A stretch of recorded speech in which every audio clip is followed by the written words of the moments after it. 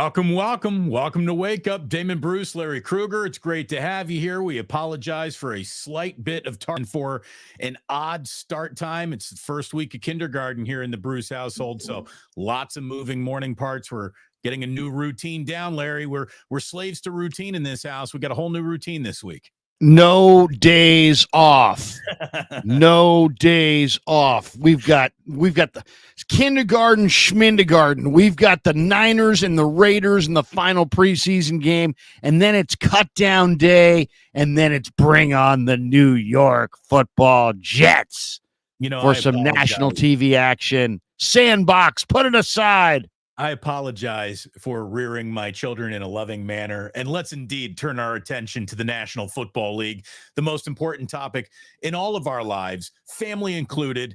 And look, Larry, it's been an uneventful week around the 49ers. The two topics everybody's waiting to come to an end have yet to come to an end. Let's start with another topic that seems to have really reared its head as topic A this week, and that is the immersion of Dominic Puni. This guy is getting broken down by Jeff Schwartz in 10-minute long videos. I've seen a few Brian Baldinger breakdowns, and it really feels like not only all of NFL media, I'm sure the 49ers themselves are very much looking at this young man as their starting right guard right in week one. It looks like it's Puni time.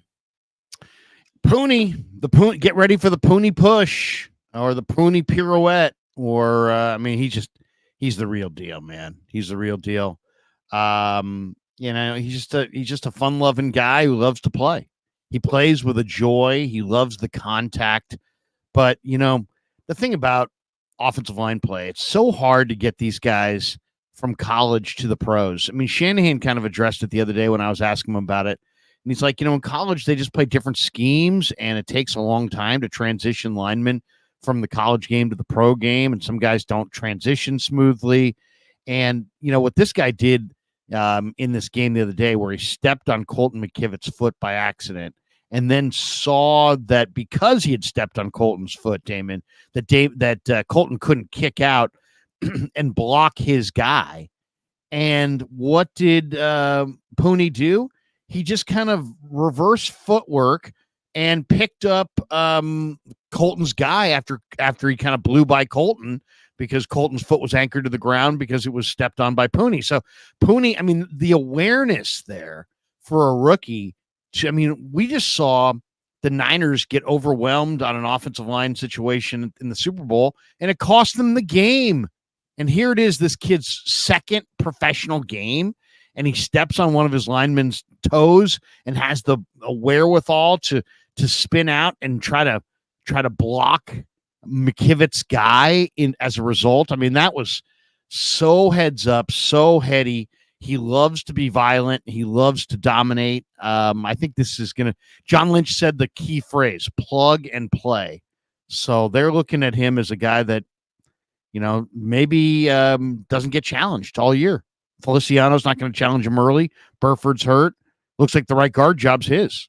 I think so. And I'll tell you, watching that Jeff Schwartz breakdown, really good breakdown, a lot to learn, just offensive line technique, where these guys are, from the ground up offensive line play. There's an awful lot to learn in there. One of the things that Schwartz kept on returning to was the extra work.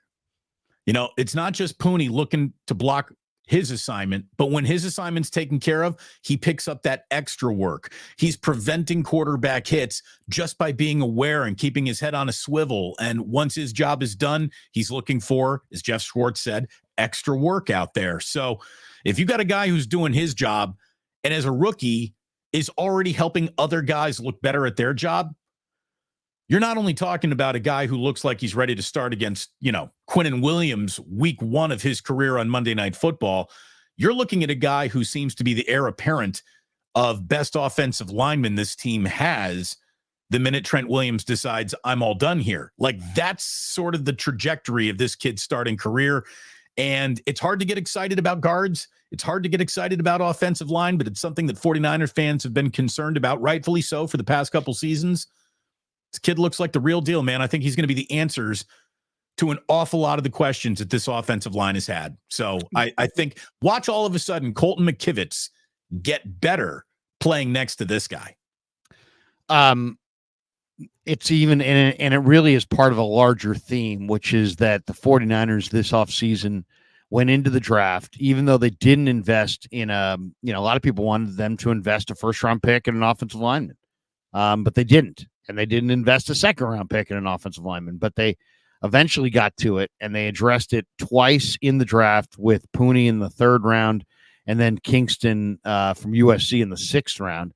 And then after the draft, they signed Drake Nugent. Well, those 3 guys, Puni has allowed 1 pressure in 44 pass blocking snaps to begin his career in 2 games. And that's after he didn't allow a single sack over his final 2 years at Kansas. Jarrett Kingston has allowed 1 pressure in 2 games thus far, and that's over 61 snaps. So Kingston's been really, really good. And then Drake Nugent, the Stanford by way of Michigan center, allowed 0 pressures on 29 snaps against the Saints. And in 2 preseason games, Nugent has allowed only 1 pressure on 60 pass rushing snaps.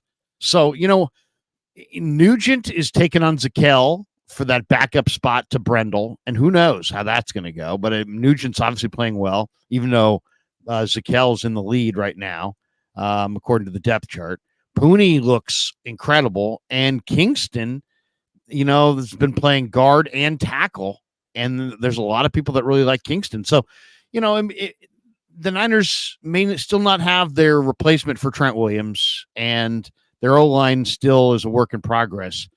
But as you can see with the secondary, these things don't take, you don't build these positions up in a day or even a single draft or a single year. It takes a couple of years, and they've started, but it looks like they've added 3 pieces, 1 starter and 2 guys off the bench that they can plug in right away. That's exciting. It is. So something that everyone said, something everyone said needed to happen is happening here. There's obviously some massive incompletes in this preseason. We'll talk about what, where our eyes will be come Friday, them taking on the Raiders at Allegiant Stadium. Little stock up, stock down this week. I don't think anyone's stock has risen or done better than Dominic Puni's. Jacob Cowing might be the second candidate up there, Larry. I mean, it's, you never get a second chance to make a first impression, and he made a very good first impression on just about everybody. I'm guessing coaching staff included. He took what has been flashing on the practice field into a game against the Saints. I think that that's good news for him. I'm not going to turn around and translate that into bad news for anyone else, Aiyuk, Pearsall, or anything else. I just want to look at this positively. But Jacob Cowing seems to be a rookie that, should the ball come to him during the regular season, he might actually do something with it. Yeah, I mean, I said it over a month ago that I prefer, if you said to me who's more likely to make an impact on the 49ers, Cowing or Pearsall, I'm going Cowing. And the reason I'm going Cowing is that there's more there. Like, with Cowing, he's got legitimate 4.3 speed and the ability to separate. And then he's played in 2 offenses and was prolific. And he played with some really, really good players at Arizona. The receiver that he played with last year, McMillan, is going to probably wind up being like a top 5 pick in this next draft. So, and yet Cowing was the guy. He was the guy that stood out. In the last couple of games they played, he was the guy against ASU. He was the guy in the bowl game against Oklahoma. To me, Cowing is a route runner. He's dependable. He's got speed. There's just a lot to hang your hat on there. Where with Pearsall, he's got great ball skills, and there's a good catch radius there. But what makes me nervous, and always has, is that there wasn't awesome production at Florida. Now, is that the quarterback's fault? Possibly. Is it the offensive coordinator, head coach? I mean, there's other people you can blame. But when you're a future NFL receiver of note, you probably should dominate in college. And he looks good, but he didn't dominate. So to me, that's reason to kind of pause. So we'll see what Pearsall is, and I think Pearsall is going to be effective. But I like Cowing better because I think Cowing is more dynamic, and he gives the 49ers. I mean, Pearsall, when's Pearsall going to be on the field? Right. I mean, well, here's seriously, the thing. when JJ's not. I don't want to hold against a guy what we don't know about a guy because we haven't even seen him yet. I mean, and you've been at practice almost every day, Larry. You haven't seen much of Ricky Pearsall in terms of live drills with contact. He's been, on the side for the most part, or just running in shorts and T-shirts. So we don't know. They've been protecting him all summer. They've protected him all summer. He hasn't been in the one-on-one drills, so he isn't going up against this bevy of good corners the Niners have for the most part. He's been in the blue non-contact jersey, so he hasn't taken these hits that I'm not sure if he can take.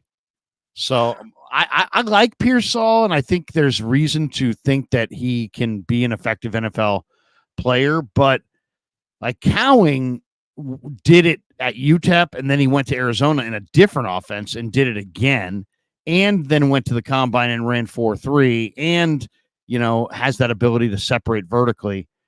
To me, he's a little bit more of, you can see his skill set on paper and why he's effective. We'll see about Pearsall. We'll see. Hey, and it doesn't sound like we're going to see in week 1. A little bit more stock up, stock down after what we've seen through 2 preseason games and what Larry's seeing in practice this week, and any sort of ramifications from that preseason game rearing its head on the practice field. But I agree with Carry On right here. Hit that like button. Thank you very much. Like and subscribe both of these channels. This is a show that is simulcast on both the channels. If you could sprinkle a little love on both channels, we would certainly appreciate that. I would certainly appreciate that. Larry's got such a larger audience because he's just been cranking out some incredible content, doing a hell of a job. We never want to leave anybody feeling like they weren't recognized. Travis Stewart says, y'all never read my super chat Monday when Damon was talking about his son off to school. Well, Travis, we certainly didn't mean to miss anything. Sorry if we did. Thank you so much for the super chat. We appreciate the support and all that stuff. And Jack appreciates the love. So thanks very much. We never want to miss anyone. If your people are nice enough to be here, drop some sprinkles on us. There we go. Pat Riley, do you think LeBron is monogamous with Savannah? Very much off topic. But let's just say I hope so. I hope all marriages are happy and committed. And it's got a big probably not on it, but we'll hope for the best. That's I'd put this Pat Riley question right there with a Ralph Barbieri. Hey Brian, what about shout to Lamachia? And then all of a sudden Brian just was like baffled by the question and just went, Ralph, why? And that's what I would say to Pat Riley. Pat. Why are we asking that question? Why do we care about LeBron's monogamy? I don't know if LeBron will be monogamous or not. I don't know. I hope what's the famous line? Men are as mostly as men are from Mars, women are from Venus. Is that the line? Something like that. But men are as faithful as their options.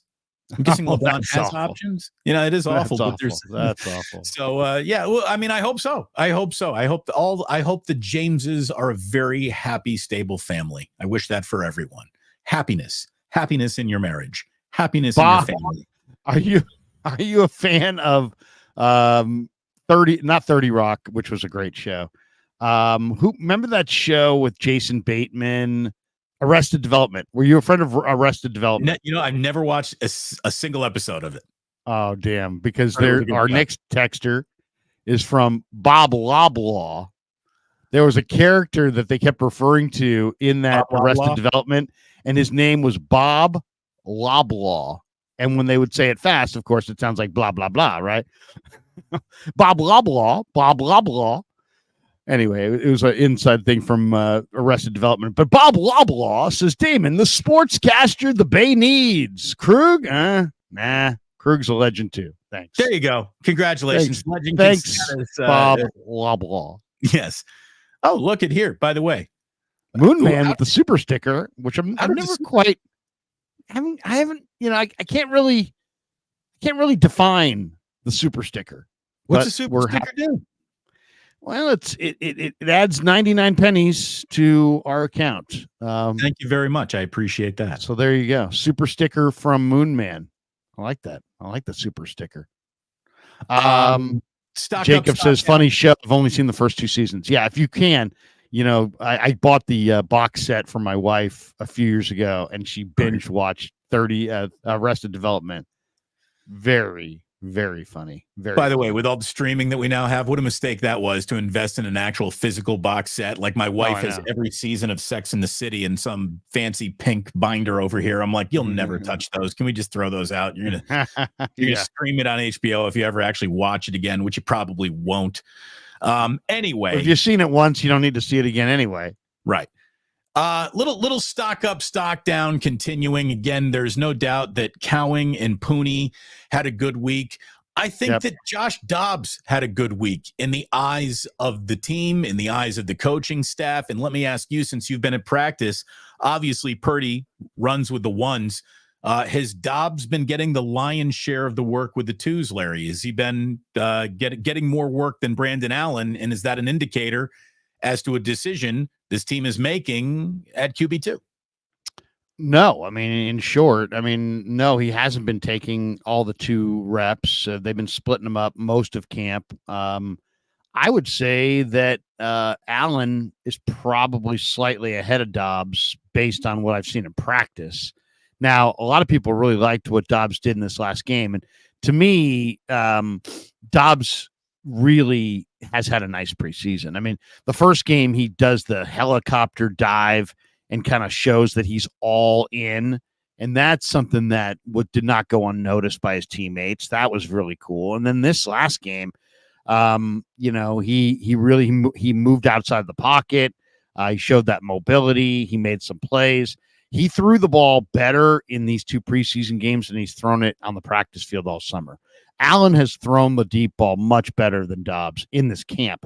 But I think Dobbs has outplayed. I thought Allen outplayed Dobbs in the first game. Dobbs probably outplayed Allen a little bit in the second game.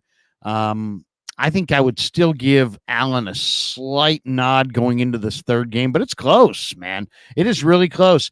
And then the question becomes, whoever the loser of this competition is, do they automatically make the team as number 3? Or do they then get put through waivers and only make the team as a practice squad quarterback? I'm not even sure if there is a competition between 2 and 3.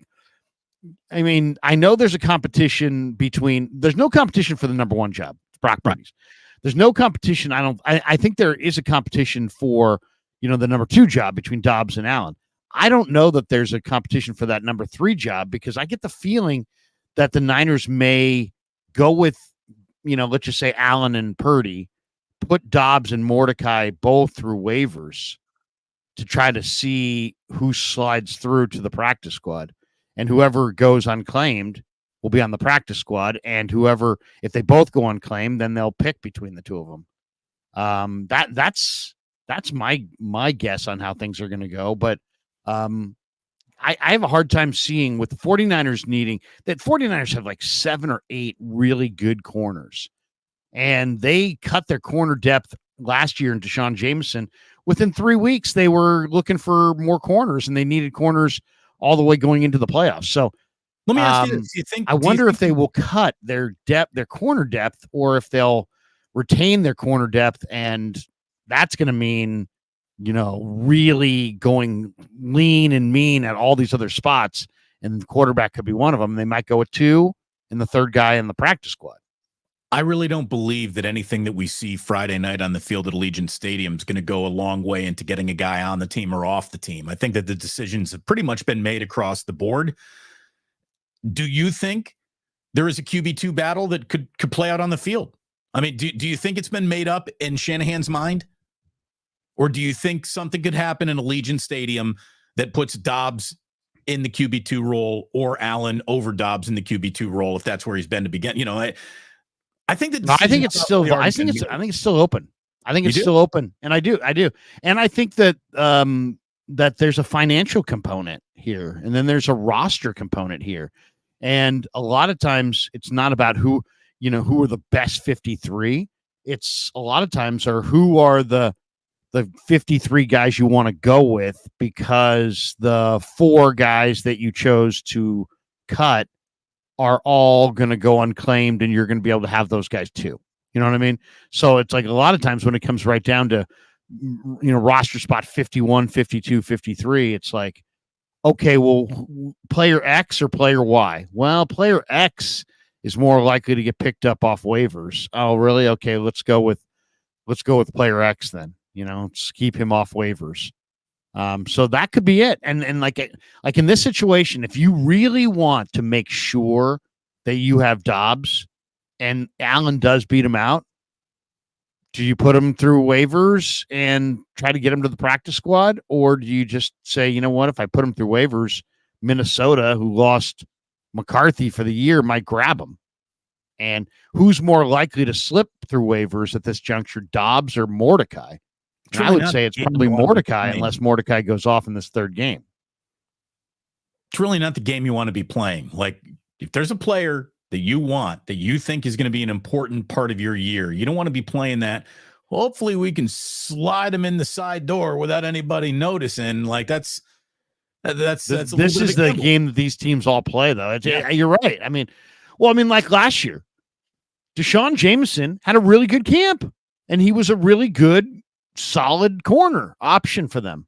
They cut him to go with an extra offensive lineman that they never, ever would have played, Matt Pryor. They added Matt Pryor, who couldn't play dead, to the roster. They went with Matt Pryor over Deshaun Jameson, and then literally they were picking up Logan Ryan types all year, looking for one more corner.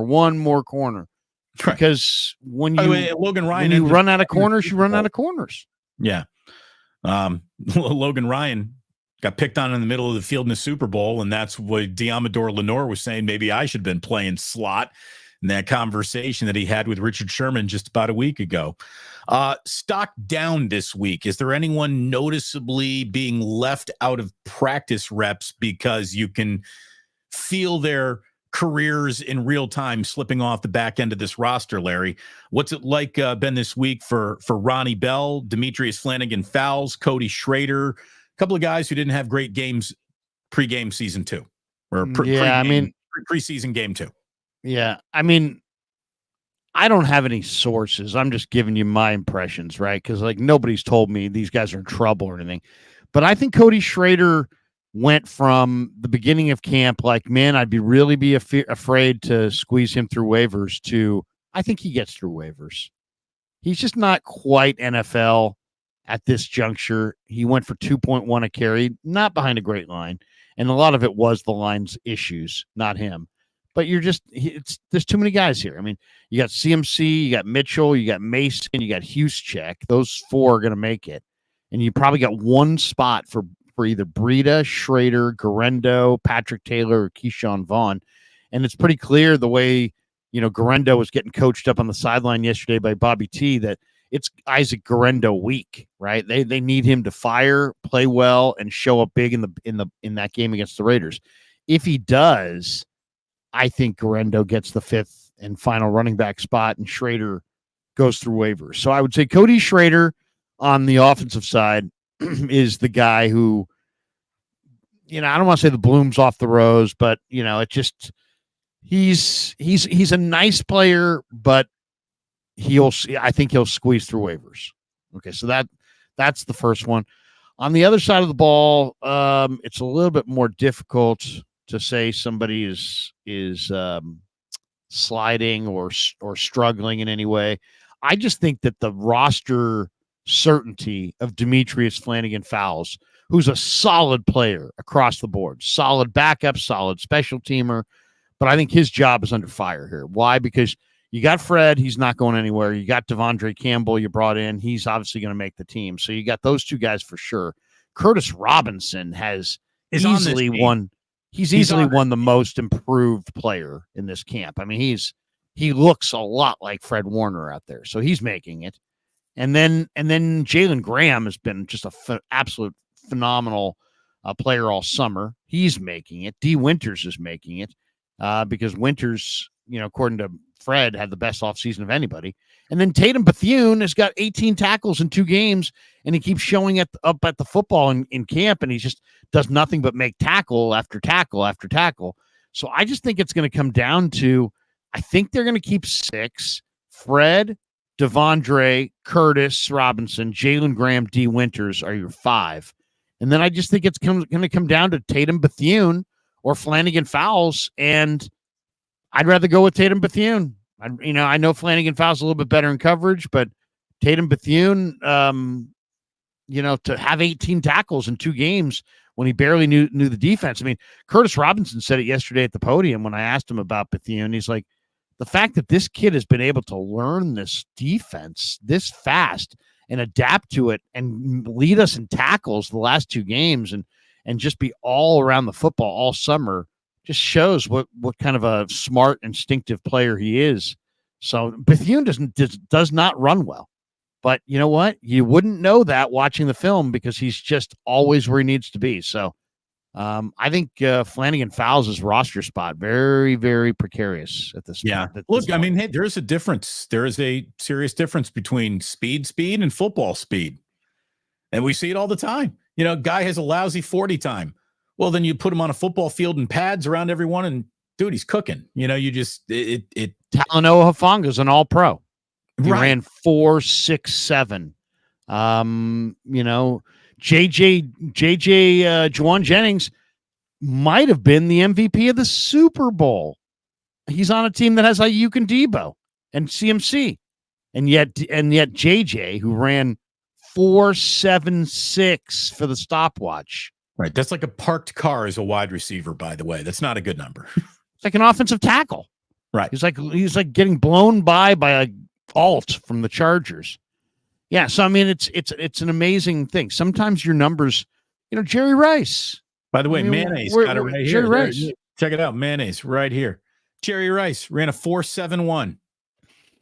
Yeah. What that I don't guy need, do? I don't know. I'm not sure if that was quite that slow, but still. Nobody ever caught Jerry from behind, and he didn't have anything close to a sub 4.5 40. So 40 time is overrated, very overrated. Brock Purdy has a very marginal 40 time, but he's got a 1.54 10-yard split, which is just a fraction slower than Tyreek Hill. Well, guess what?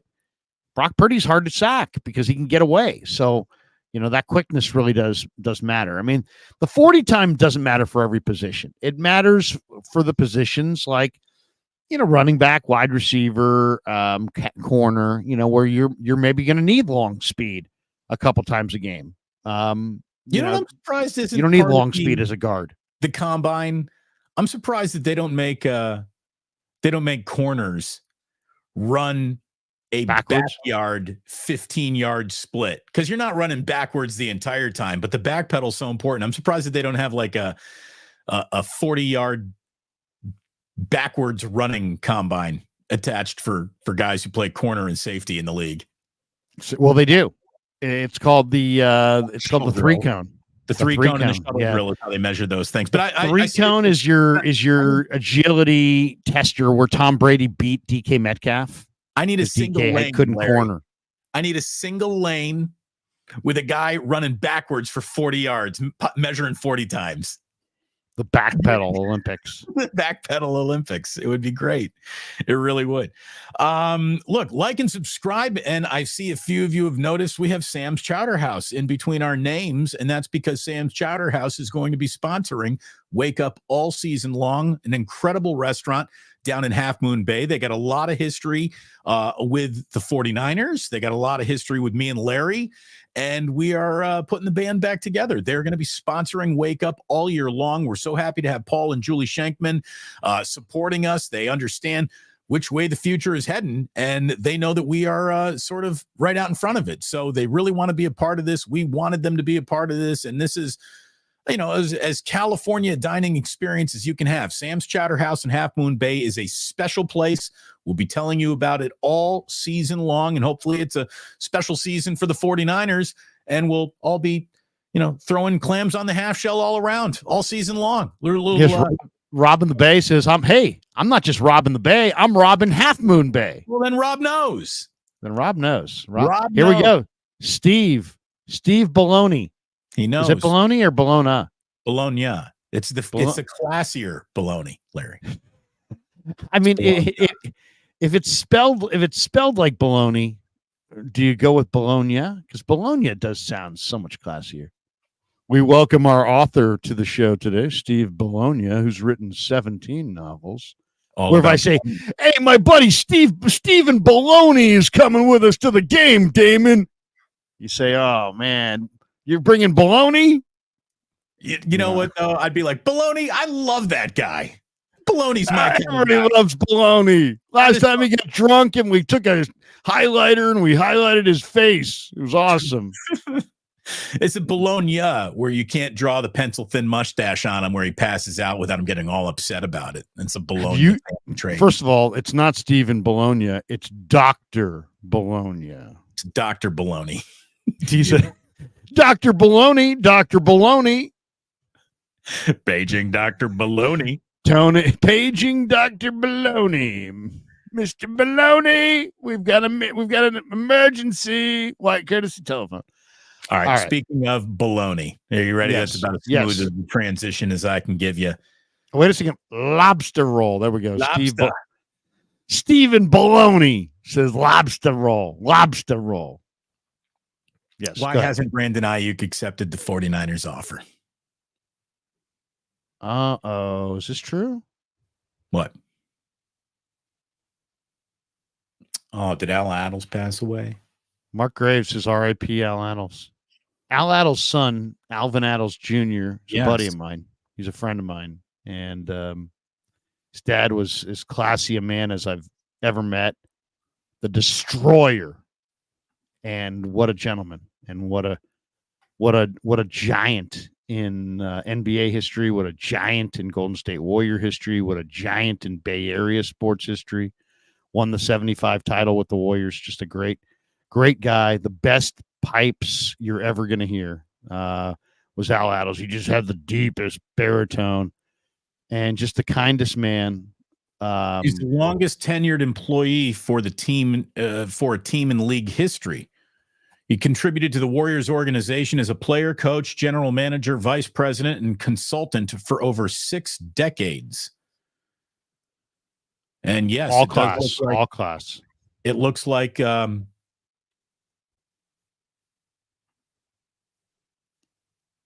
looks like there's some memories coming out here, Larry. This might have he might have passed away here. Yeah, very sad. Very sad. Passes a life away well lived.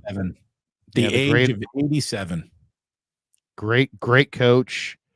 Great ambassador for Warrior basketball. Always just a personification of class and dignity.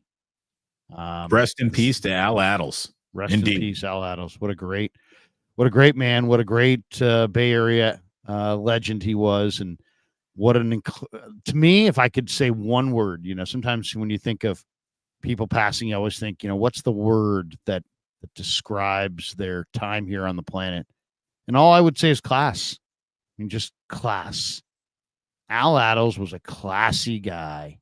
He always, he stayed above the fray, but he was very much, a guy who had seen a lot in his life and had a lot to be grateful for. And he just had a very smart man who had a tremendous perspective. Always loved my exchanges with him. And we'll miss him. We'll miss him. Here's what he gets. Here's a great warrior. Here's what he gets. Here's what he gets. He gets a jersey patch. There will be an Al Attles jersey patch, I'm guessing, on the Warriors jersey this upcoming season. That's what he meant to the organization. So, rest in peace to Al Attles. Very sad. Very sad. Very sad. Back to the show at hand, and I just asked the question when we got the breaking news. Larry, why hasn't Brandon Aiyuk accepted the 49ers offer? What is holding this up now?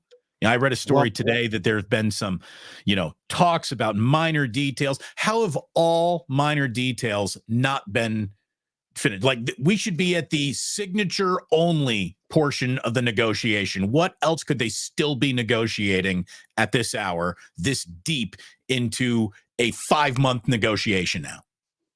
I know it is at this point almost a legendary negotiation.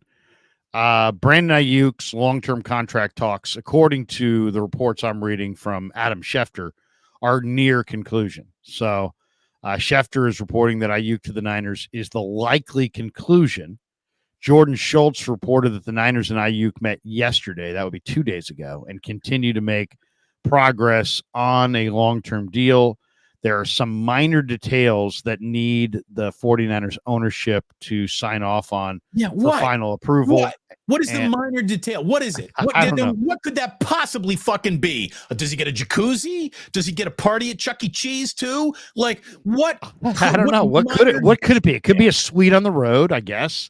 It could be some kind of accommodations for his family. It could be some suite on the road. You're not Peyton Manning. Get the fuck out of here. What do you mean? Well, maybe he does. Maybe he wants a suite on the road. Who knows? Maybe he wants his own hotel. Maybe he doesn't want Uber. Maybe he wants Lyft. Who knows?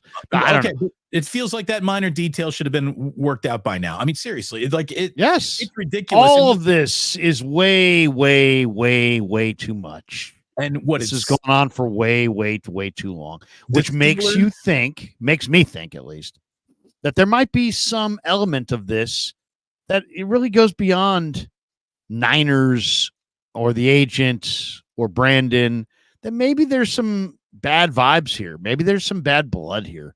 Maybe there's some destruction that has happened to the relationship. Now, Lynch, when those things were broached on KMBR, said, no. We love Brandon. He loves us. This is just the nature of a tough negotiation. Right. Well, that could be it. That could be it. But that's also a 1,000,000,000% lie that you tell 100% of the time.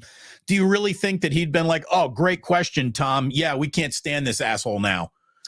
Well, no, but I mean, but let's take what he said at face value and work back from there. It makes sense. They have a quarterback that makes $900,000 that they're probably going to pay $60 million to next year. There is no team in football that has any other player that fits that description. And the 49ers have almost a quarter of the league's top 30 players on their roster. There are 32 teams in this league. So it does make sense that they should, let's just say that, they should be hugged up against the cap. If the 49ers have tons, the 49ers do, for clerical purposes, do have the most cap room in football. But as we all know, that's all just about moving numbers around. And, they have a ton of talent on their roster. They're one of the deeper teams in pro football. And they also are a star-studded team, probably the most star-studded team in pro football. If the 49ers had endless cap room, something would be wrong with the system. Right? Because they're too deep and there's too many good players. So it makes sense that the 49ers would have cap problems that are severe. And especially at this juncture, it's year 7 of this regime, and they've got all these good players, and they've been to a couple Super Bowls and a bunch of NFC title games. It makes sense that they have all these players, and it's going to be really, really tough to pay Brock Purdy. And so to me, the fact that they're playing super hardball with their receivers over contracts, to me, I think also makes sense, but it's a painful process, and I really believe that there's some distrust going on here. Why? Because I think it's pretty obvious what's going on. The Niners tried to replace BA in the draft, and they failed. They tried to invest the number 1 pick and the number 4th round pick in receivers that they thought could replace him. If those guys right now were Moss and Owens, they'd be kissing off on Aiyuk, and they would have already traded him. But instead, Pearsall might be glass, Cowing small. Neither have made the impact this summer that they wanted them to. And so now they are like, hey, we got to have this guy back. We can't trade this guy. And then the reports coming out of Pittsburgh, Damon, are that the Steelers' offers include only picks. So that is a non-starter, and we've been talking about that for weeks. So, well, but you hear then the Steelers offer is 27-ish million, and the 49ers offer is 27-ish million. So it's the same number. We think. We think exactly. No, it can't confirm it, but we think it's the same number. And so what is this? You'd rather go play for Mike Tomlin and good luck with that quarterback than Kyle Shanahan and Brock Purdy, who was just in an MVP conversation? Like, yeah, maybe there is something here. Maybe he'd case the 49ers should have fucking acknowledged that 3 months ago and said goodbye. I mean, like, No. it's insane. No, you wouldn't acknowledge it, because if you acknowledge it, then you kill his value. And you acknowledge that if you acknowledge that him and Shanahan don't get along and it's like a real problem, you're almost announcing two things. He can't stay here, and his value isn't great going out. I don't mean acknowledge it by going public with it, but acknowledge it by doing something about it, realizing that there is a non-starter in a negotiation.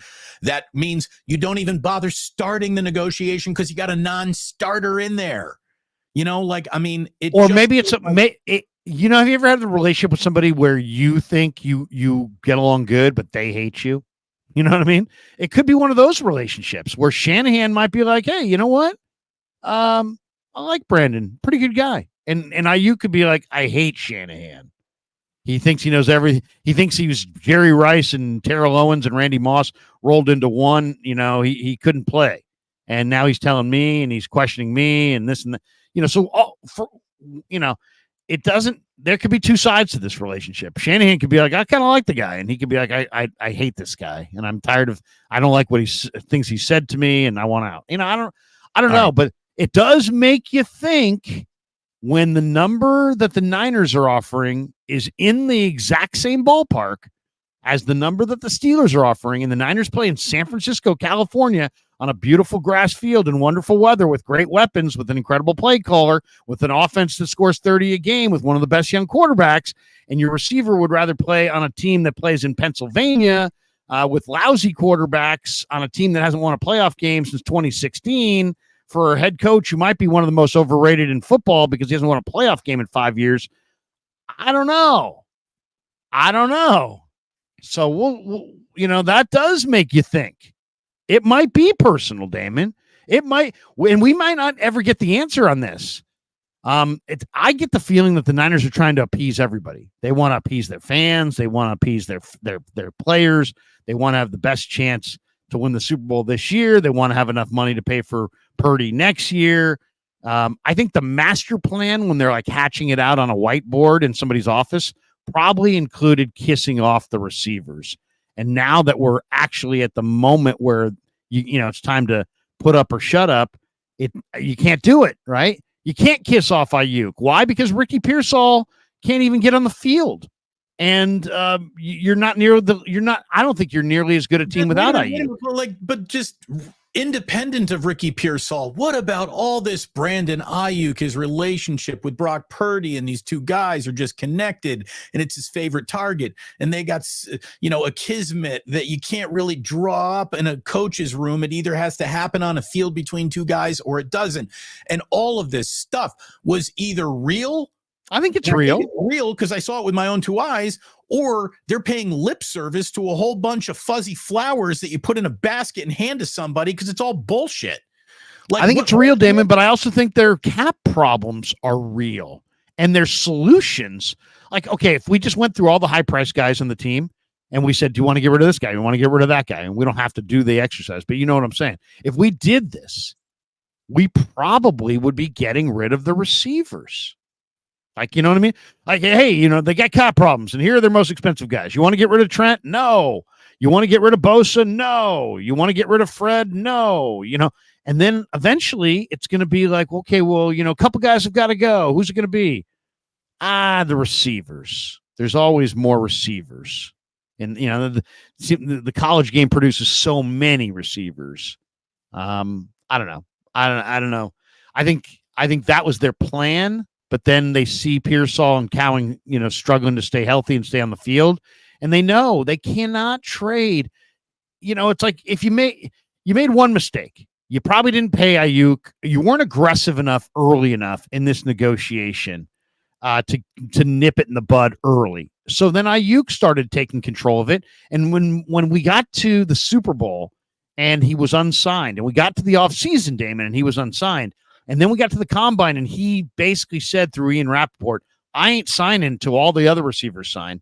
you then lost control. You lost control in the negotiation. You had control if you had been proactive. You weren't. You lost control of the negotiation. He took control of it. And we said this.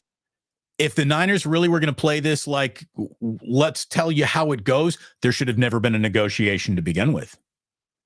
They should have said, fifth-year option, baby. Negotiate. You are on a fifth-year option. We'll talk to you after that. And if Team That's what the Bengals are doing to Chase, right? Right. Now, here's the deal. So all this mystery remains about Brandon Aiyuk, relationships within the building, so on and so forth. And Brandon Aiyuk's mystery is also in how he is interpreted value to the league, hierarchy among wide receivers. You can make an argument he's a top 5 guy. You can make an argument he's a top 10 guy. You can make an argument he's a top 15 guy. If you want to pull him into the top 20, well, you're probably starting to underestimate him a little, and he's better than that. He's somewhere in that top 15 wide receiver range for sure. And if you lined him up, the receivers by salary, he's right there in that Jalen Waddle, Devontae from the Eagles. He's right in that range, that 28, 27, 29, in that range right there. And if he got paid a little bit more, a little bit less, nobody would bat an eye. So that's his neighborhood. It's not the top shelf liquor. Right. It's the second shelf. It's the one right under. And but it's not the bottom. You're not in the well. You're not Ron Rico rum getting poured into rum and cokes when no one's looking. No. It's not Popov. You are a quality liquor on the shelf behind the bartender. You're Tito's. You're Tito's. Yeah. Where's Guy Haberman when you need him? Yeah. But look, there's mystery. There is interpretation when it comes to Brandon Aiyuk. Trent Williams comes without mystery or interpretation. He does not get along with anybody. He seems to be loving the 49ers since he's joined this organization, leaving the tomfoolery of the Washington Commanders in his rearview mirror and what a headache all that was.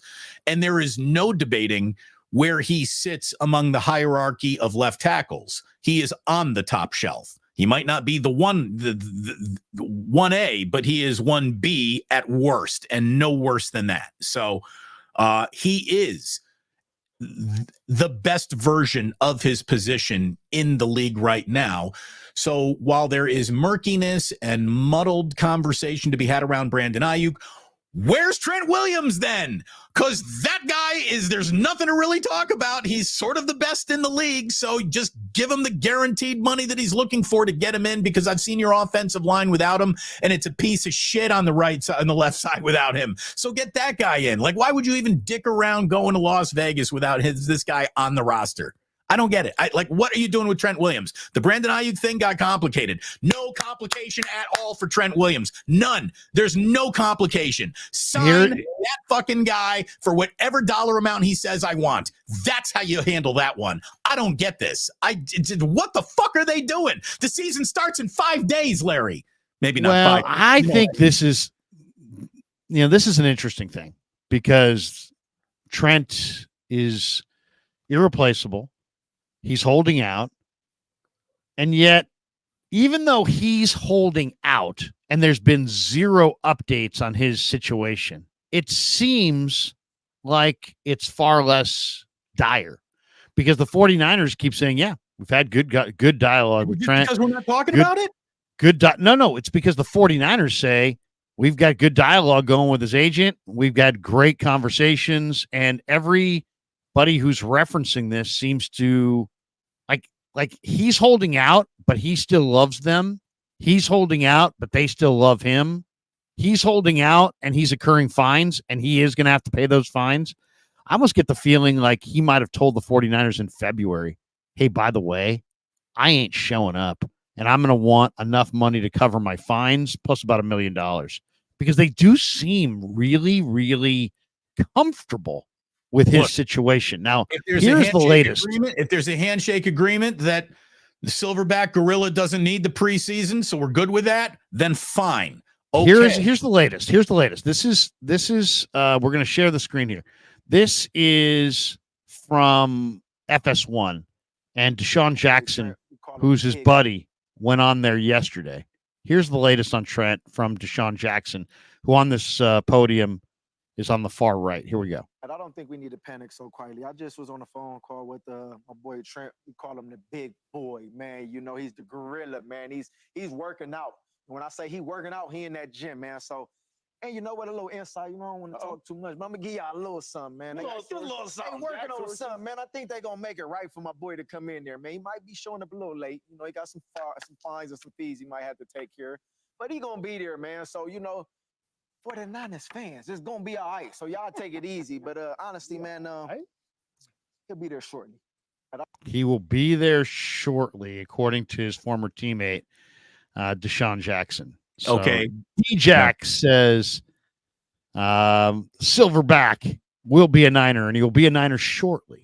I guess my point would be we're officially at the shortly part of the preseason. Like anything that's about to happen needs to happen shortly because he doesn't want to play. He doesn't want to play preseason ball. I mean, it's kind of like because guess who got hurt a little bit last year? Guess who is more brittle now than he's ever been before? Guess whose body isn't ready to just just stretch coming out of bed and I'm going to go play a football game. I wouldn't trust that at all. I would want that guy out there for 10 days. There's only so many games in a body, right? In an NFL body. And if Trent Williams said, "Hey man, I don't play exhibition games anymore. This body is too old for exhibition games." Cool. That's cool. Hey Kyle, I'll show up around Labor Day. How about that? And Kyle probably said, "Cool, fine." That's the only thing the only thing I can say about this. Why? Because the Niners, this is their most important player outside of the quarterback, and they don't seem at all concerned. They don't seem at all bothered by his holdout. They don't seem at all worried that it's going to, go into the season. To me, it seems like the Niners and Trent are on the same page. Now, the Niners and Aiyuk, I don't know that they're on the same page, but it does seem like the Niners and Trent are on the same page. Why do I think that? Because the Niners keep maintaining that. And now you got somebody on Trent's side in Deshaun Jackson, Deshaun basically saying, "Hey, you know what? He'll be there." So he'll be there. I guess, Larry, I ain't here for same page reports. The only page I care about is the page that he signs his signature on. He should be in. Yeah, but he's old. He's old, and sure. There's here's the bottom line on it. Some guys can't be there. It's kind of like Shaq for a while later in his career. So, you look at the marathon. All these schedules get to be a marathon at some point. And maybe you run a marathon and you're like, wow, I did it, 26 miles. And then you're like, well, would you do it again? Well, I don't know if I could do the final 6, but I'd do it again if it was like 20. I think that's kind of where these guys are at. It's like, you know what? I want to play another year. He came back. He was adamant he wanted to play another year, but he probably said to himself, look, man, we're playing 20-game seasons every year here in San Francisco. I'm playing 17 regular season games. I'm playing 3 playoff games every year. I'm playing 20 games, and that's if I don't play at all in the preseason. So how about this? No more preseason games for Big Trent. I bet you I will go as far as this. I bet you Trent Williams will never play another preseason game in his life. I bet you he never shows up for preseason. I want him out there on the practice field. I want him doing something to get his body ready to go because, like you have said, like I've agreed with you, nothing gets you in football shape except for football games. Yeah. So I don't know. I mean, I asked Forster this question 3 weeks ago. Trent's out. He's holding out. You guys don't seem worried. You don't seem concerned. What does he need? What is the minimum? What does he have to have, Chris? Does he have to have one practice? Does he have to have one half of one game? Does he need a game and a half? What does he need? Or are you guys willing to just, put him out there protecting your quarterback when he's less than 100% in September and just roll the dice? What does he need? And he just, he gave me that politician word salad, endless answer that said nothing. And I'll basically, I would say he needs a 10 days. I think he needs 10 days. I know the answer. He needs to be out there week 1 against the New York Jets. That's the need. It can't be one of those, oh, Trent got signed, but he's not ready to go against the Jets. You can't be throwing away regular season games on backup left tackles. But the question is this: what does he need as far as practice between now and week 1 to get ready for week 1? That's the question. Well, everybody, I agree. What does he have to? He sure as hell better be there at Levi's in week 1 against the Jets. But the question is, what does he need to play well that night? And I would say he needs at least 4 or 5 days of practice. It's 19 days until September 9th, kickoff Monday Night Football. So that means to get, about 10 days of practice, this thing has to be done before September 1st rolls around. And again, I would say right now is when I'd like to see it done, to be completely honest. I guess that's what I'm saying here too, Larry. And there's no reason why this shouldn't get done today. If you know it's going to get done, then get it done today. Just because it got done today doesn't mean Trent needs to be in Santa Clara doing jumping jacks and push-ups right now. But we need that to happen quickly for this season to start well. I mean, we talked about, Brandon Aiyuk, the holdout. It could be a soft tissue injury. You know who's less likely to have a soft tissue injury? The 27-year-old guy as opposed to the dude in his 30s. So I think that any fear of Brandon Aiyuk needs this tune-up. It goes double for a guy the age of Trent Williams. And don't tell me about his workout habits. And people always say, you Bosa. I'm not worried at all about Bosa because I don't care what these guys are doing in some gym in Arizona. It's not the same as football practice. It's just not. So I would say Trent may need 4 or 5 days of practice and some live reps. I don't know if you want to get him in a game, if you want to get him in a practice. Either way is fine with me. But live reps, you need some live reps. Half an hour of one-on-ones with Nick Bosa should get him ready to go, right? It's about tough a one-on-one matchup as you can find in a practice field. And more than anything, you just don't want that soft tissue injury that's going to then kick him out of action for a month. So when you do get him in there, you want to be. Everybody else has kind of been revved up slowly but surely since minicamp. Well, you're asking him to rev it up like immediately. And have you ever gotten in a car that's like an older car and you try to start it and drive it immediately? You want to let that thing warm up just a little bit. And the same thing with Big Trent. You want to let him warm up just a little bit, because if you don't, you're looking at a torn quad, a calf tear, some soft tissue injury that derails him for lots of time. And you want to keep the 49ers out of the Super Bowl, out of the playoff picture. Start by losing Trent for 10 games, and you'll see how quickly this thing comes crashing back to earth. They need him. They got to have him. They do. Let's see. A couple of other things that are going on in football, just in the headlines this week. Larry, did you see the conversation that Tua had with Dan Le Batard on the Dan Le Batard show, where he basically said the difference between playing for Mike McDaniel and Brian Flores is the difference between being yelled at by a guy who clearly doesn't like you or want you, or being embraced by a guy who is trying to extract the very best from you. Have you seen any of this? I mean, I didn't see the actual video, but I've read a lot of the comments. Brian Flores was in front of the media. He's now with the Vikings as their defensive coordinator. And he was almost like in tears, fighting back tears that he had this reputation as far as Tua really not liking him, or just think that he was, so hard. He was coached not hard, but coached mean, I guess. And Mike McDaniel is the total opposite of that. Well, I mean, there's a lot of gruff football coaches who don't really care that much about their communication with the players. Indeed. And they're harsh. And that's kind of like the old school coach. Mike McDaniel is almost, he's like unlike any coach that I've ever been around. I mean, he's incredibly cerebral. He would never, even raise his voice. I couldn't even picture him yelling. Right. Like What an does old school what does football angry coach. Mike McDaniel look like? I don't know.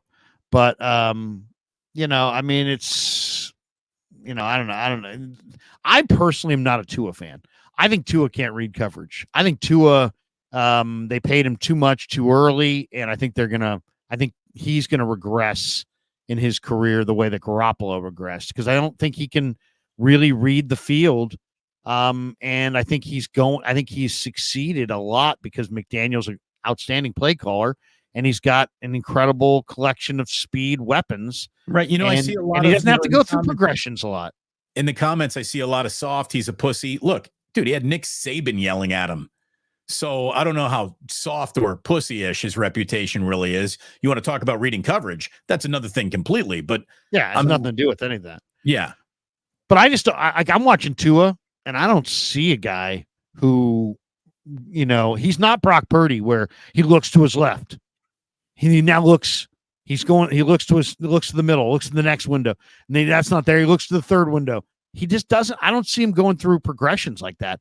I see him with a ton of speed, going to his first read a lot. And if you take away his first read, he's a circus. I think Tua is going to be found out. I think within 3 years, Miami will be looking for another franchise quarterback.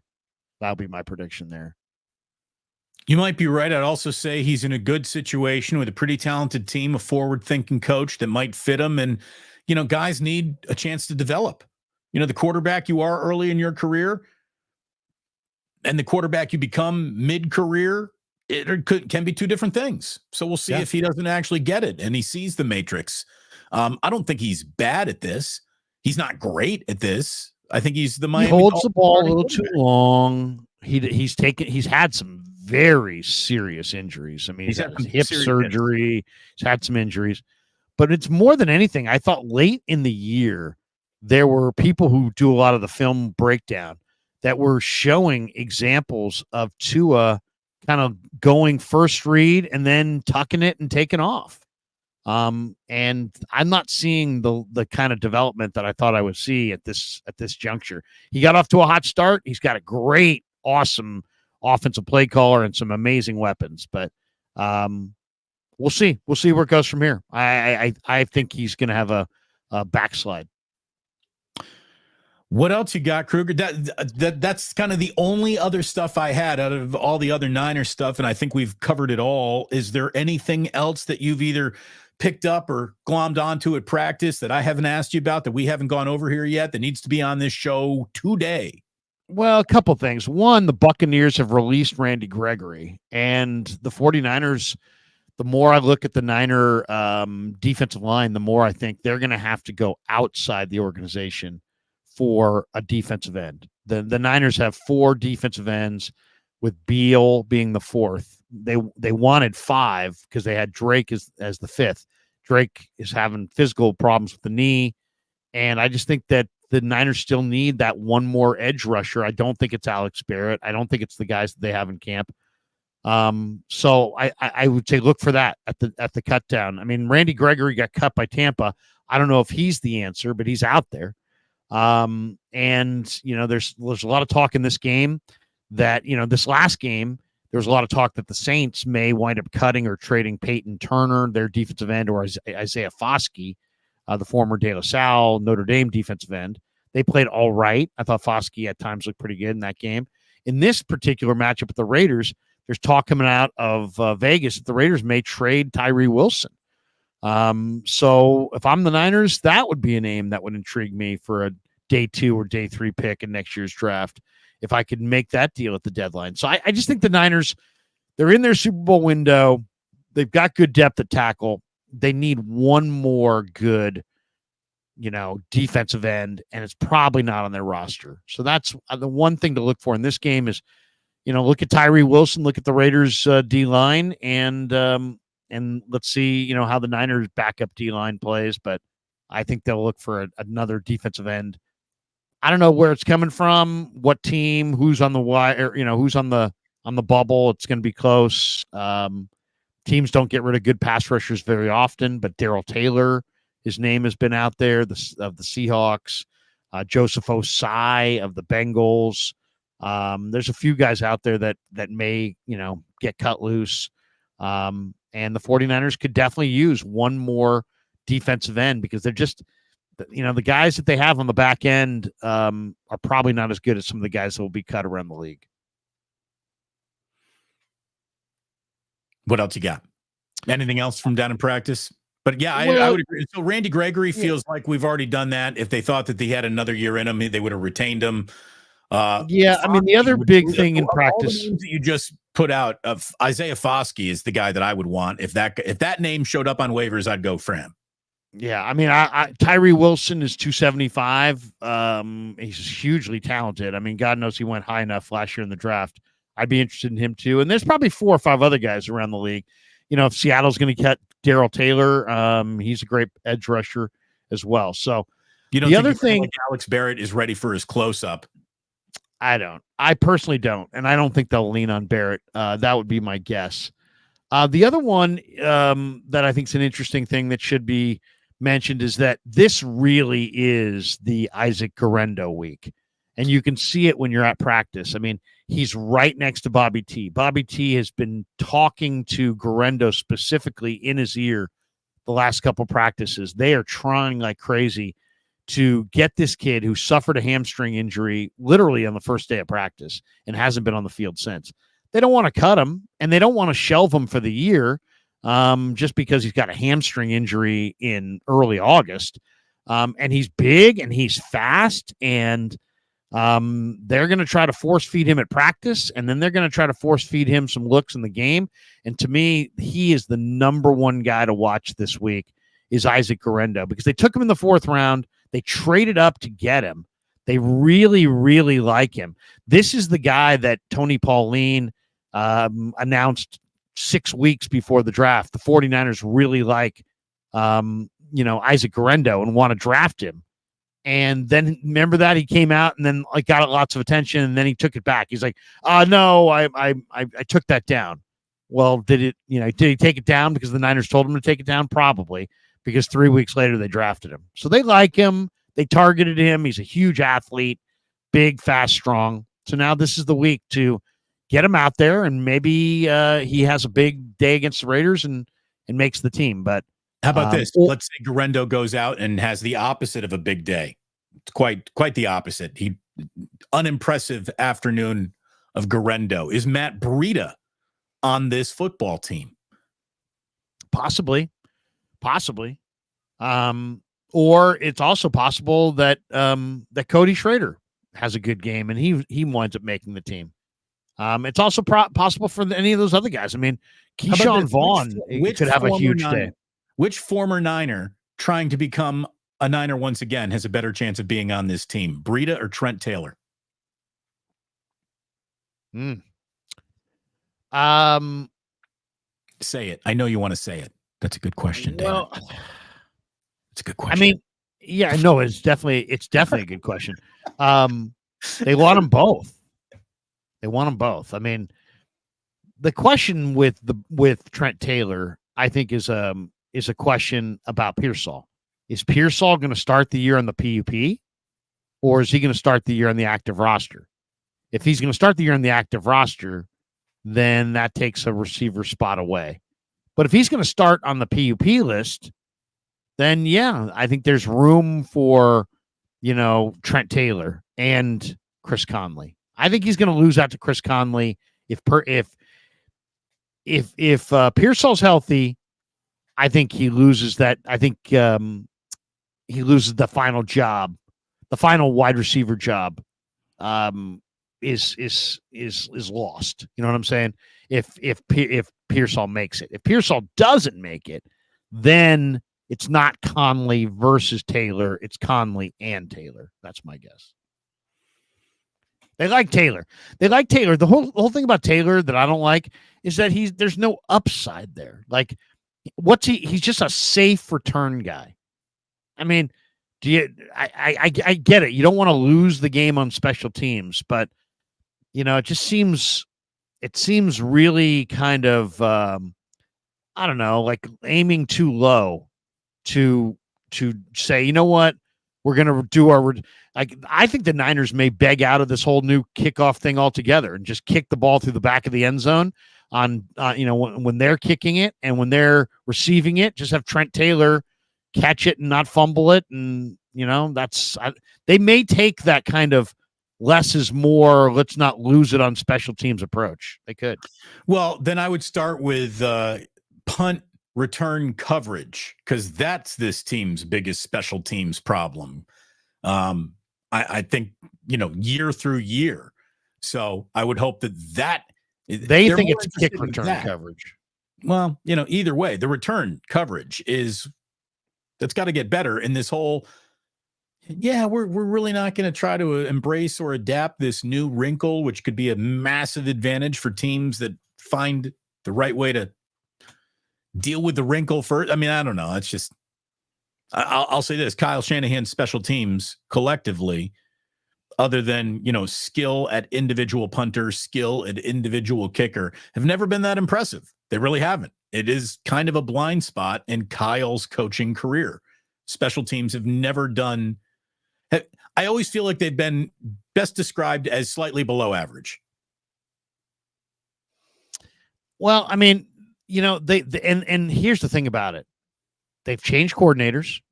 They've invested the money. They've drafted. I mean, I don't know what else they could do, right? They had Richard Hightower. They got rid of him. They changed the coordinator. They had, they invested a 3rd round pick in the kicker. They invested a 4th round pick in the punter. They signed George Odom as a special team guy. They've committed roster spots to special teamers. They've done almost everything that you want to do to have a good special team unit. They're decent in certain areas of special teams, but the kickoff coverage has got to be better. It's got to be better. They've got to figure out a way to, personally, I don't even mess with it. I don't mess with it. Last year, if you kick it out of the back of the end zone, the ball comes out to the 25. This year, if you kick the ball through the back of the end zone, and Jake Moody has more than enough leg to do that, the other team gets the ball at the 30. Don't save all your practice time. Save all your kick it through the back of the end zone. Give them the ball in the 30. Only time I wouldn't do that is if it was a 4th quarter deal where a field goal beats me or an overtime situation. Other than that, I'm kicking the ball through the back of the end zone every single time and giving my opponent the ball on the 30-yard line and not taking any chances that somebody hits a seam and takes one to the house. Because that's what it looks like. It looks like somebody's going to hit a seam or reverse field, and all of a sudden it's going to be a huge play. And you're sitting there going, why? What? So the NFL can be more entertaining? Are you that wed to the entertainment value of the league? Or are you trying to win? You know what I'm saying? It's like, I asked Shanahan about it the other day. I'm like, why wouldn't you just kick the ball through the back of the end zone and give him the ball at the 30? And I'm like, have you thought about that? And he's like, have I thought about it? And it's like, of course I've thought about it, you moron. It's my job to think about it. I know, but it's like, if you've thought about it, then why wouldn't you do that? To me, I'm wondering is if Shanahan, as a high-profile coach in this league, came out and did exactly that, would he get a call? Because we know the league is trying to dust this play off. It was a nothing play that, became more of a nothing play. And now they're just trying to come up with a solution. They came up with a solution, but if guys like Shanahan and the coaches around the league are like, screw that, we'll kick it through the back of the end zone, then that solution sucks. So I wonder if coaches like Shanahan just do that. If all of a sudden the league calls, hey, Kyle, could you maybe mix in a... I would have a very serious problem with that call coming from the league if I were Kyle Shanahan. I would too. I would just say, I will coach my team the best way I see fit. Go fuck yourselves. Yeah, you guys create the rules and we'll deal with it. Right. And then guess what? After we deal with it, you're going to have to deal with us. And then that's the way this thing works. And if you want to change this, don't come knocking on my door. Go change it, and then we'll react. And the cycle continues. But don't blame me because I figured out a way to best, utilize the rules to my advantage. Because there's no reason not to kick the ball through the back of the end zone. Really, if you think about it. I don't like, I saw that baseball is thinking about a proposal. Well, all starting pitchers had to go at least 5 innings, regardless of outcome. So Baseball has made so many wholesale changes to its product with a guy in Manfred that I don't believe should be allowed to make wholesale changes to a sport that I don't even think he loves. Right. You don't like the sport enough to tinker with it. You called the World Series trophy a hunk of metal. Right. You no longer really have you're not the guy to make it's like anything else. It's like, do you want, like a lot of Giants fans in July, baseball Giants I'm talking about now, wanted the Giants to make a bunch of moves, but then they also want Farhan out at the end of the year. Well, wait a second. Do you want the general manager who you don't even want to see next year? Do you want to empower him to trade away all your top prospects in July? Well, probably not. Of course, Farhan got around that by doing absolutely nothing, which is what he does best. Yeah. So you don't have to worry about that anymore. But you know what I'm saying? It's like, I don't know if I even want Farhan running the team, let alone making a bunch of moves, but they needed a bunch of moves. So I don't know. It's the NFL is always going to tinker with its rules, but baseball has made huge changes to the rules, and I don't like hate the extra innings guy on second. Hate it. Don't like anything that limits a manager's strategy. I don't like the whole no shifts. You can shift this. You got to have this guy on that side of the field. Like, why? Why? If a manager wants to play his defense any way he wants to play it, it should be legal. I know, but here's the thing. What if there was something, Damon, what if the defense what if the stats and the numbers and the info, the analytics, if you will, become so incredibly great that the defense could literally position a player every time exactly where the ball was going to be hit. And it took the offense in the game down several pegs. I want to see offense. I want to see scoring. You know what I'm saying? It's like, I don't want to see. Like, is it cool? Like, let me ask you this. Joe Panic was a left-handed pole hitter. Or he wasn't a pole hitter, but he was a left-handed hitter. He hit balls over 100 miles an hour into the middle of right field. Do you think it's a good thing for baseball that left-handed hitter X comes to the plate, hits the ball 113 miles an hour, it lands in the middle of right field? Is it a good thing for baseball that there's now an infielder position there who one-hops it and throws that guy out at first? Because I don't think it is. I think it's bad for baseball. I think it suppresses the offense, which suppresses the action, which suppresses the entertainment, and it's expensive as hell. So I don't want you to suppress my entertainment. You know what I'm saying? Let me offer you this solution to all your problems. Okay. I'm going to quote Willie Keeler. Hit them where they ain't. Okay. What of this? What if the NBA had a rule where they didn't allow? I mean, they didn't have a rule against goaltending, and they didn't want anybody jamming it.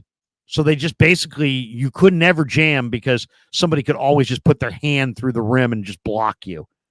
That would not be good. It would hurt the action. It would hurt the entertainment. Come through the rim in the history. But I mean, even if you were just right at the rim, let's just say you had an unathletic guy just camped out right at the rim, and he was your anti-Jordan or your anti-Dominique or your anti-Vince Carter or your anti-dunker of du jour.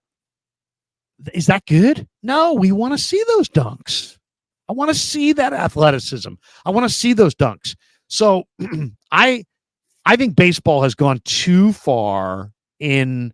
I generally like what you're saying in that I don't like there to be like league interference from coaching. I like the coaching to kind of organically counter itself and be a checks and balances within. But if fundamental rules are changed that kill the scoring and the entertainment value of your sport, that's where baseball's at. Where there's too many Too many line drives hit right at a guy. Not enough guys on base. Not enough doubles. Not enough triples. Not enough steals. Not enough action. Baseball embraced launch angle and everyone having a duplicate, repeatable swing, and everyone was given the same swing. That means everyone's getting the same result. The individual hit it the other way. Real art of hitting a baseball has almost been coached out of baseball in the name of launch angle and velocity and barrel rates. I know. There's so many things about baseball that are tiresome, but this guy sums it up. Mark Graves, he says, get a 7'5" guy like a Zach Edey, sit at the rim and knock the ball off the rim. Yeah, I mean, you could do that. You could have some 7'5" freak of nature who's not athletic, camped out at the rim, and it wouldn't be good for basketball. I just think baseball. Right, but here's the deal. So baseball needs to just have. Here's how I combat that, though, Larry. There's a strategy for that. You run that guy off the court. You literally go to a gear that he cannot operate at, and that's how you combat that strategy with another strategy. So I like strategy. I mean, part of it. I don't know. I know what you're saying. I know what you're saying. I basically agree that I think the games should kind of police themselves. But baseball in 2024, I just went the other night.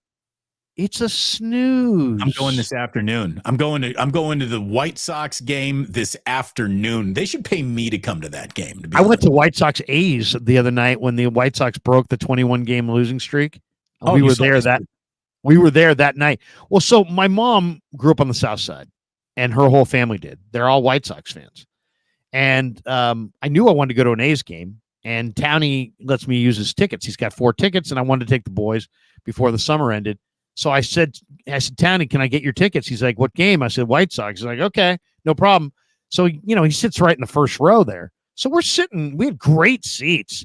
And there was like only about, 800 people, 900 people probably in the entire place. But there's just no action. Now, granted, the White Sox had like 7 guys in their lineup hitting under 220. And so that maybe had something to do with it. And the A's are hardly the worst 27 Yankees world to go watch. You did. Yeah, I mean, it was a boring game, boring. But I'm just saying, I watched the Giants game last Friday night. They were getting no hit until the 7th. They wind up winning it on a can of walk-off. And yet there wasn't a lot of action. There wasn't a lot of there. So that's my issue with baseball is I just think baseball, it's gotten old. It's gotten slow. It's lost its relevancy. It's like the 12-year-old is not as into it. I mean, my kids all play baseball at the varsity level, and yet, they'll follow kind of Damon, they'll follow through the Bleacher Report app, and somehow the bases are loaded in the 8th inning, and all of a sudden my kid will come downstairs and be like, "Hey, it looks like there's a rally going on." Huh? It's like. And I'm like, yeah. And how'd you know that? And he's like, well, I was looking at the app, So right, I got a notification on my phone that something was actually happening in the game, and I have a reason to tune in. Right. That's how younger baseball fans monitor MLB in 2024. They monitor it for when there's action, and then when there's action, they come to the TV. By the way, speaking of weird rules and strategies, this is where Ralph would say, what about sumo goalie? Sumo goalie. You get a guy big enough to sit in the pipes. You get a sumo goalie. You have a great goals against average. You can win a Stanley Cup like that. Maybe that's going to help the Sharks get over the top. Craig, I've always said, those guys, they're big bodies. It's a big body. That's really all it is. They're athletic. They're more athletic than you give them credit for. They're big body, but they're athletes. They're athletes, and they can pile down some Amici's wings. Maybe we could even put an Amici's sign on the back of the net. All right, let's go quickly through our starred chats, Larry. What do we got on the way out? We've been warned as soon as you guys started talking baseball, you lost half your audience, so we might as well wrap this up. Yeah, exactly. Well, somebody tell baseball. Pat Riley, do you think LeBron is monogamous with Savannah? We already did that. We hope so. We hope so. Thank you, Superman, for the super sticker. Moon Man with the super sticker, and it is so super. Mr. Funny says, here's a 20 spot. Ooh. Puni possibly addresses the Niners' weakest spot on the roster, right guard. What other areas do you feel are possibly weak on the team. They seem more loaded than last year. No more excuses. That's a great question. I'll throw it to you first, Damon. What do you think? If I say to you, weakest spots on the Niner roster? The tight end room. First thing that popped in my mind. I don't even know if that's got the one right of the best answer. though at the top of the list. You get past George Kittle. George Kittle's going to be hurt for some. He's going to miss games. He always does. Then what? So the tight end room would be my biggest depth concern. Overall weakness. I want one of these defensive tackles to prove that it's them. Again, we still haven't seen it all function together. We've seen bits and pieces and dots of this starting team. Yep. We haven't seen it all out there together. So hopefully that changes dramatically. Right now, I will leave it at a position of depth. My biggest concern would be that tight end room. My biggest concerns are Jake Brendel at center and the Niners' ability to get some push in the run game. It just seems like they can't create any space for their runners between the tackles, and Brendel just got pushed around. He's only about 285. I'm a little concerned that he's not the answer at center long term. Now you have other guys, right? Drake Nugent's had a good camp. Could be Nugent. Feliciano's got talent. Barch, Kingston, Zakel. They're all these guys can play center. Zakel, they're trying to force feed Zakel because they're trying to keep Zakel on the team. He's Purdy's best buddy. I think they would like Zakel to be the backup center, but Nugent is playing great. So that's a battle royale. So I would say the run blocking at center is a concern at the point of attack. On the other side of the ball, I'm a little concerned about the defensive end depth. Like right now, you're fully healthy, right? So you have Bosa, Floyd, Beal, Gross Matos. But then after that, I mean, it falls off a cliff. So I think they really could use another defensive end, maybe two, to be honest, over the course of the season. So that's a concern. I'm very concerned about Devondre Campbell and his ability to replace Dre Greenlaw. And that's really it. So, I mean, Jake Moody a little bit, I guess. Special teams a little bit, I guess. But I'm not going to lose my mind. To me, it's more, can they run the ball? Can they stop the run?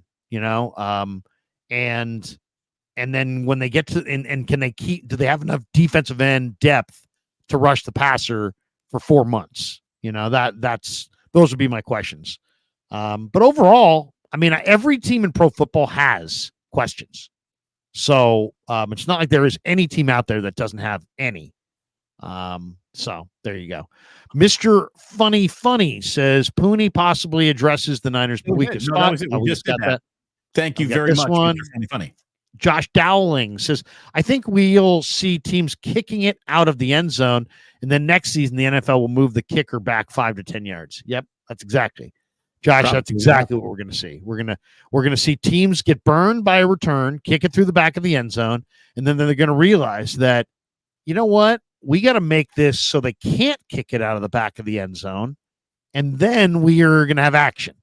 But until we have act 5, Sebastian Janikowski is back, everybody. Look at the big leg. Yeah, exactly. Michael Carroll says Niners contract negotiation skills are almost as low as Damon's likability. Oh, come on. Oh, come on. Oh, come on. There Michael, we're going to go at Damon that harsh. And then, of course, we got the ones early, including this one from Moonman, who said super sticker. And anytime you bring out the super sticker, it's so super. We can't ignore the super sticker. You got a final thought, Damon, before we bolt for the door? I'm getting ready to head down to practice, kind of a late practice today. Today, practice starts at 12:20, and then we'll talk to Nick Sorensen and some players after practice. And then, of course, tomorrow, walk through, no media, and then Friday is the game. And it's going to be a late game, by the way, 7 p.m. game. So I'll be on KMBR before, I'll be on KMBR after. I'll do a very brief post-game show because it's going to be late. In fact, I'm actually going to jump on this since they will be on the road. I will be jumping on earlier than normal. So I'll probably jump on right after the game Damon, are you still planning to jump in at the 2-minute warning after Niners Raiders? 2-minute warning, indeed. If there's a 2-minute warning in the fourth quarter, I am going live on YouTube on the stream. So hopefully, folks will catch me there while they might be waiting for you to start what you're doing. It's funny that Michael Carroll doesn't like me at all because I'm actually going to be talking about his dad on my show. Pete Carroll is coming back to USC as a professor. When asked what he'll be teaching, Pete Carroll's like, I don't know. So that's nice. That's good to have juice. So we're going to be talking about Pete Carroll, the professor, coming up here at 11 o'clock. You know, I was going to book JT the Brick on the show, but I heard somebody scooped that booking. You're going to be having JT on your show? I am having JT, not today though. JT is joining the Krug show tomorrow afternoon at 3 p.m. Fantastic. I will circle back to JT once we get closer to the regular season, and we'll kind of do like a preview of the coming year. But I told him, and he's like, "Hey, Kruger booked me," and I was like, "There he is." So I booked. So tomorrow, get this on the show. Tomorrow on the show. So today on the show, we're gonna be down at Niners at noon or whatever. We'll talk to Nick Sorensen. Tonight on the show, Jordan Elliott stops by, who's really good. Damon, definitely get Jordan Elliott on your show. You're gonna love Jordan Elliott. I don't know if you know Jordan, but he's fantastic. Tomorrow on the show, there's no Niner media, but at 11 a.m. tomorrow, it's gonna be the all JT day. JT O'Sullivan from QB School. Oh, I like JT's stuff. Yeah, JT's coming on tomorrow at 11 to talk about Dobbs and Allen and Purdy and Mordecai and just really go deep on the Niner quarterback. So that's tomorrow at 11. Tomorrow at 3 is JT the Brick previewing Niners Raiders. Tomorrow night at 8 or so, the great Dieter Kurtenbach will be in the house for his Thursday night hit. And then Friday, it's Niners and Raiders at 7 o'clock.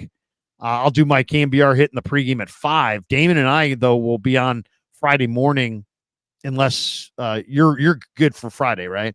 Yes. Friday morning, 8:45 or 9. Is 9 the better time now? 9 is the better time now based on drop off with Jack. Yes. Okay, so 9 a.m. on Friday, Damon and I will do another wake up brought to you by Sam's, and then Chase Sr. stops by 10:45 on Friday, and then we'll go late. I mean, Friday we're going to get up early with Damon. We're going to be going late till midnight. Probably also, hopefully, Damon stops by with the in the Raider Niner post game, and then we'll try to turn it around on Saturday morning for a 9 a.m. stream with the coach. So we got a lot of stuff cooking for the next few days. But it's that time of year. Jordan Elliott later today. Yeah, I'm working on Kirk Morrison stopping on by the channel soon. Brian Baldinger is a guy that I've reached out to recently. Hopefully he's going to be coming on by. Mike Silver, Matt Mayoko, Cam Inman just sent me his book. That means I got to have him on to talk about that sometime soon. So yes, all Niner all the time. Lots of football coming. Can't wait for it. Larry, as always, it was a pleasure. Thank you so very, very much. Hope everyone has a great day today. If you're going to be out at the yard and you happen to bump into me, say hello. I look forward to seeing you maybe. It's Giants and White Sox. It's a game that will be poorly attended. That's all I know. I wrote down August 21st, 2024 in an envelope, and I said, this is a day that Damon Bruce will be bored as shit watching baseball. And I said to myself, call Damon and ask him if he's got an extra ticket. So if your phone rings, it's me. It's good old Trent Baalke saying, hey, how about a little national pastime?